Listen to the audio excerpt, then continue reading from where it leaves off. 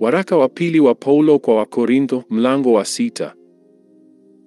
Nasi tukitenda kazi pamoja naye twawasihi msiipokee neema ya Mungu bure. Kwa maana asema, wakati uliokubalika nalikusikia, siku ya wokovu nalikusaidia. Tazama, wakati uliokubalika ndiyo sasa, tazama siku ya wokovu ni sasa. Tusiwe kwazo la namna yoyote katika jambo lolote, ili utumishi wetu usilaumiwe.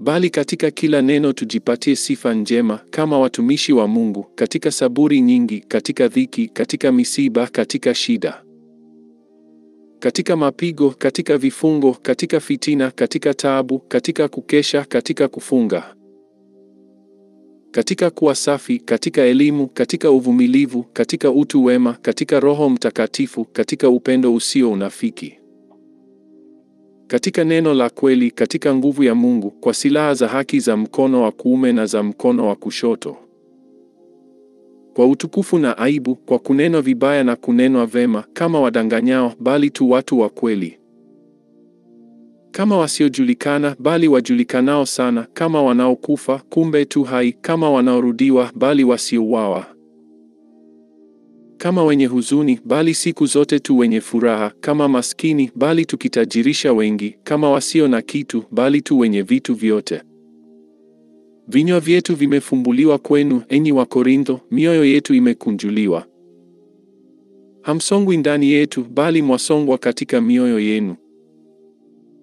Basi ili mlipe kadiri ile mliopewa, nasema nanyi kama na watoto, nanyi pia mkunjuliwe mioyo.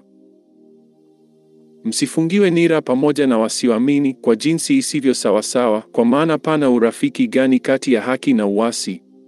Tena pana shirika gani kati ya nuru na giza? Tena pana ulinganifu gani kati ya Kristo na Beliari?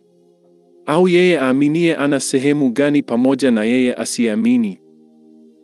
Tena pana mapatano gani kati ya hekalu la Mungu na sanamu? Kwa maana sisi tu hekalu la Mungu aliye hai, kama Mungu alivyosema ya kwamba, nitakaa ndani yao na kati yao nitatembea, nami nitakuwa Mungu wao, nao watakuwa watu wangu. Kwa hiyo tokeni kati yao, mkatengwe nao, asema Bwana, msiguse kitu kilicho kichafu, nami nitawakaribisha. Nitakuwa baba kwenu, nanyi mtakuwa kwangu wanangu wa kiume na wa kike.